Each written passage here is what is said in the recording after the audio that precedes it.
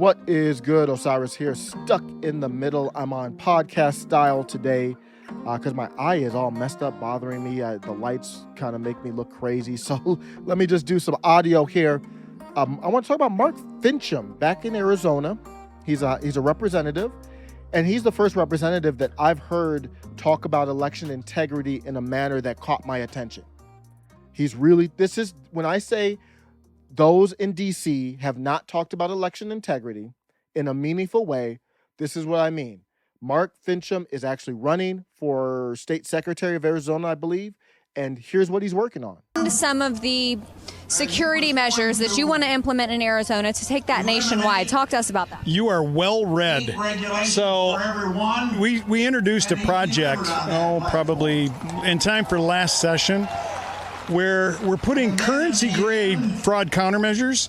So the things you see on the $100 bill, the $50 bill, and I believe even the $20, that are in the print, they're in the paper, we're putting those into the Arizona ballot. So in the future, people will be able to shine a black light on their ballot, and they'll see this beautiful watermark that is unique to the state of Arizona. That means you can't have counterfeit ballots coming in from California, Utah, New York. So remember Beth Page driving ballots into Pennsylvania. If Pennsylvania decides they want to use this, they can. So the reason we were in Dallas was to take time to build a process map to use this. So there's some features within that. One of them is that we will know for the first time in the history of America how many sheets of paper have been used to create how many ballots. Think about that. We'll have an auditable universe of documents that's well-defined, and if we have more than the number that have been certified, we know we have a problem. It's an early warning system. The other thing that's so interesting about this is constituents will be able to scan a QR code that is on their ballot and receive a number on that ballot, and only they will know that number. So once the ballot's been processed, they'll be able to go out online and see the image of the ballot they submitted, so that they'll know that their ballot was received, they'll know that their ballot is stored, and their ballot can be found. You know, the forensic audit is great, but it's a lot of money and time. It's not sustainable. I mean, we're going back to, they started the audit in February 2nd, and we just got the results and the whole presentation September 24th. There was court hearings and all that in the middle, but that doesn't help. I mean, it helps, but that's not something that will help in every election. So this is great news to hear. Because if we have so many ballots out there that we can't count how many are legit for sure, then that alone proves that our process is faulty. I like what he said, and I'm not an expert here. If you're an expert, let me know what you think. I'm just a common person who's now interested in election integrity because of all this craziness going on. How many sheets were printed to create how many ballots? So we know off the top, if there's more than that, we know for a fact some shadiness was going on, without question. And then we can look at every single ballot in the election. It just won't be tied to a person. That has to be fixed immediately. You should never be able to tie into, say, hey, for example, last election, I voted for Andrew Yang. I won't vote for Yang this time. He has great ideas, but he doesn't have the gravitas to do it. But I digress. You should be able to say, hey, you voted for Andrew Yang. Of course not. But we should be able to see the ballot that I used to vote for Andrew Yang. It should all just be public. That alone will help a lot. And I'm not saying that there was a grand scheme or stuff or conspiracy with the election. I am not alleging that. What matters is perception. Right now, I am not confident in our process because our process isn't auditable. You can't do an audit on it easily. If you can't do an audit on the process easily, your process is a mess. Your process is a disaster. That has to be fixed. So here's an election that I might be able to trust more going forward. I'm not looking back at anything.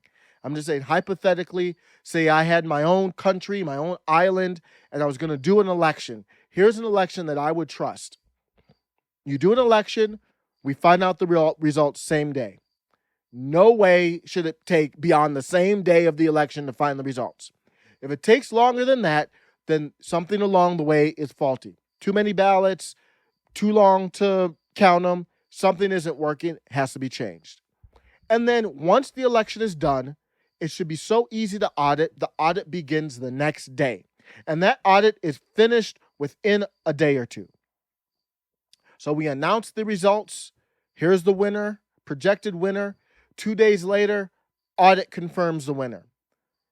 And that's a process, because especially when you're looking at the general election, there's only so much time between the actual election and when the states need to certify who they're choosing as electors. So you have to be able to audit real quick, and then anything that needs to be hashed out is hashed out, and then we can be confident and say, hey, these are who we're going with.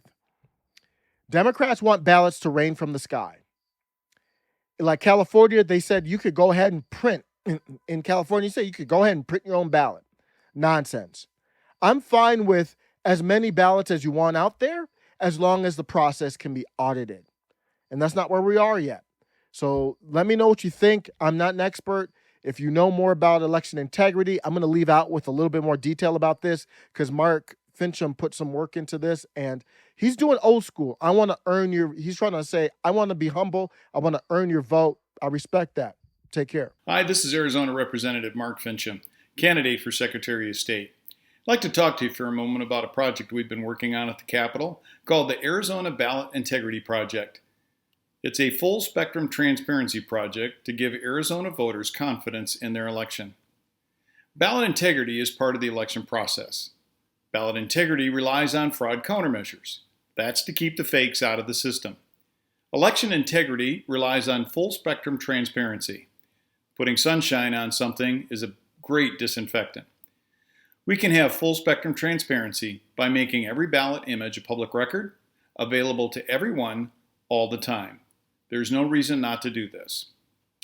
The U.S. Treasury relies on currency-grade fraud countermeasures, meaning they have UV light reactive bills.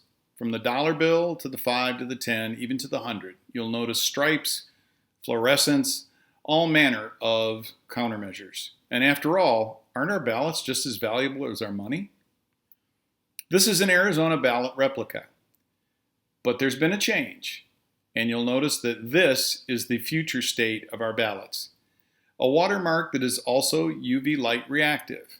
But there's more. A QR code in the upper left-hand corner will give every ballot a unique voter number. Only the voter will know that number. You can track your ballot through the entire system to ensure that your ballot is counted and that it was counted the way you cast it. At the same time, you'll be able to look at your ballot in future days online after it's been tabulated and stored on the system. Now let's talk about the microprint. You notice waves on the watermark. You notice the valid word. But what you might not have seen is the 500 micron printing that says Arizona State. We're not endorsing ASU. It's simply the state of Arizona.